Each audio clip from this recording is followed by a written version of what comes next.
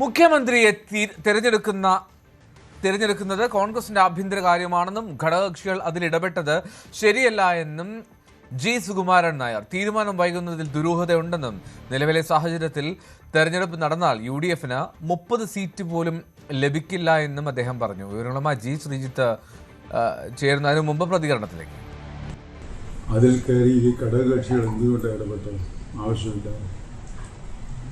അവരുടെ ഇടപെടലാണ് ഇതിന് പ്രധാനമായും മുഖ്യമന്ത്രി തീരുമാനിക്കാൻ ഉണ്ടായിട്ടുള്ള ഈ തടസ്സം. ലീഗ് അടക്കം ഉള്ളവരെ തന്നെ പറയാൻ അവർക്ക് എന്നാ കാര്യം പറയാൻ? അത് കോൺഗ്രസിന്റെ ആഭ്യന്തര പ്രശ്നമല്ലേ? അതിൽ ഇന്നാര് വേണം എന്ന് പറയാൻ ഘടകകക്ഷികൾക്ക്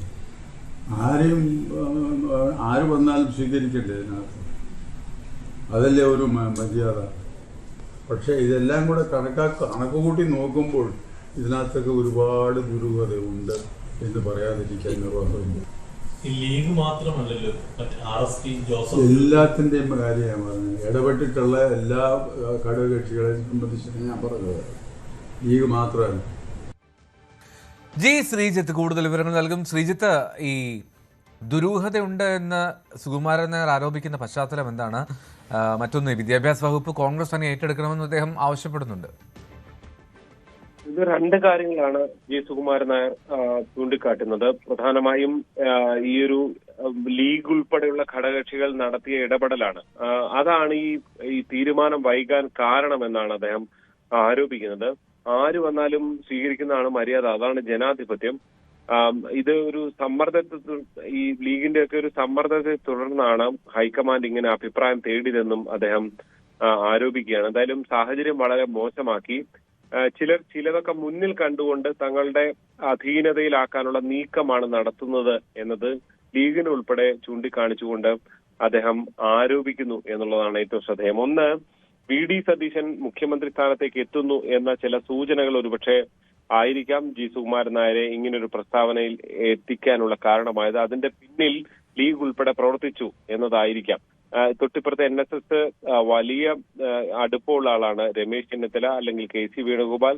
അവരെയൊക്കെ തഴഞ്ഞുകൊണ്ട് VD സതീശനിലേക്ക് എത്തുമ്പോൾ അത് ലീഗ് പോലെയുള്ള ഘടകകക്ഷികളുടെ താല്പര്യമാണ് എന്നതാണ് സുകുമാരൻ നായർ ഫലത്തിൽ ചൂണ്ടിക്കാട്ടുന്നത്. കോൺഗ്രസിന്റെ ആഭ്യന്തര കാര്യത്തിൽ ഇടപെടാൻ ലീഗിന് എന്ത് അവകാശമാണ് എന്നും അദ്ദേഹം ചോദിക്കുന്നുണ്ട്. രണ്ടാമത്തതാണ് ഏറ്റവും പ്രധാനപ്പെട്ടത്. ഈ ലീഗ് വിദ്യാഭ്യാസ വകുപ്പ് ഏറ്റെടുക്കരുത്, അത് കോൺഗ്രസ് തന്നെ കൈവെക്കണം, എല്ലാവർക്കും അനുചിതമായൊരു നടപടി ഉണ്ടാകാൻ അതാണ് പ്രധാനം എന്ന് ജി സുകുമാരൻ നായർ ചൂണ്ടിക്കാട്ടുകയാണ്. നേരത്തെ തെരഞ്ഞെടുപ്പ് കഴിഞ്ഞ ഉടൻ BJP സമാനമായ ആവശ്യം മുന്നോട്ട് വെച്ചിരുന്നു. എന്തായാലും ഇനി വകുപ്പ് വിഭജനം നമുക്കറിയാം. കഴിഞ്ഞ സർക്കാരിൽ തന്നെ 5ാം മന്ത്രി വിവാദം ഒക്കെയായി ഉയർന്നു വന്നപ്പോൾ NSS വലിയ അതിഗുരുതരമായ ആരോപണവുമായൊക്കെ രംഗത്ത് വന്നതാണ്. അന്നും ലീഗിനെ, കേരള കോൺഗ്രസ് എമ്മിനെയൊക്കെ പ്രതിക്കൂട്ടിലാക്കിക്കൊണ്ടാണ് അദ്ദേഹം നിലപാട് എടുത്തത്. എന്തായാലും അതിന്റെ തുടർച്ചയായി കോൺഗ്രസ് ആരാണ് മുഖ്യമന്ത്രിയെ തീരുമാനിക്കുന്നതെന്ന് അടക്കമുള്ള കാര്യങ്ങളിൽ ചർച്ചകൾ, വിവാദങ്ങൾ കൊഴുക്കുമ്പോൾ NSS ആ പഴയ തങ്ങളുടെ നിലപാട് വീണ്ടും ഫലത്തിൽ ആവർത്തിക്കുകയാണ്. എന്തോ ഇതാണ് പ്രധാനപ്പെട്ട കാര്യം. ജി ശ്രീജിത്താണ് വിവരങ്ങൾ നൽകിയത്. മുഖ്യമന്ത്രി പ്രഖ്യാപനം ഉടനുണ്ടാകുമെന്ന് പ്രതീക്ഷിക്കുന്നതായി PK കുഞ്ഞാലിക്കുട്ടി. പ്രഖ്യാപനം വൈകുന്നത് ഭരണസ്തംഭനം എന്ന് പറയാൻ കഴിയില്ല. ഡൽഹിയിലെ തീരുമാനം വന്ന ശേഷം മറ്റ് കാര്യങ്ങൾ നിശ്ചയിക്കാൻ സാധിക്കില്ലേ തങ്ങളെ ചുമതലപ്പെടുത്തി ഹൈക്കമാൻഡ് തീരുമാനം കാത്തിരിക്കുകയാണെന്നും ലീഗ് നേതൃയോഗത്തിന് ശേഷം കുഞ്ഞാലിക്കുട്ടി പറഞ്ഞു. ഡൽഹിയിൽ നിന്ന് തീരുമാനം വെയിറ്റ് ചെയ്യാണ്. ഞങ്ങളിപ്പോൾ ഈ മീറ്റിംഗ് എല്ലാ കാര്യങ്ങളും തങ്ങളെ ഓതറൈസ് ചെയ്തു. ഞങ്ങളുടെ ഒരു രീതി അനുസരിച്ച് ഇനി ബാക്കി കാര്യങ്ങൾ, ഒരുപാട് കാര്യങ്ങളുണ്ടല്ലോ. ഡൽഹിയിൽ നിന്നുള്ള തീരുമാനം വന്നതിന് ശേഷം എന്താണ് എന്നുള്ളത് ഫൈനലായിട്ട് എല്ലാ കാര്യങ്ങളും സംബന്ധിച്ച് തങ്ങളെ അധികാരപ്പെടുത്തി. അതാണ്. ഒരാഴ്ച ആകുമ്പോഴത്തേന് സ്തംഭനമാകുമോ? ഇനി ഭരിക്കാൻ പോകുന്ന UDF എന്ന ഉദ്യോഗസ്ഥന്മാർക്കൊക്കെ അറിയാം. അതുകൊണ്ട് അവർ വെയിറ്റ് ചെയ്യുള്ളൂ.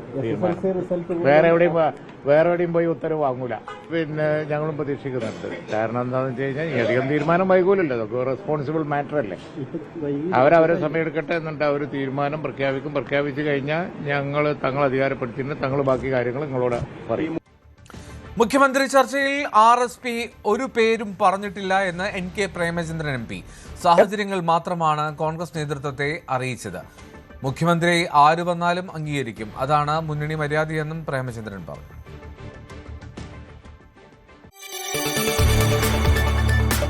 കൂടുതൽ വാർത്തകൾക്ക് news 18 Keralam YouTube channel subscribe ചെയ്യുക.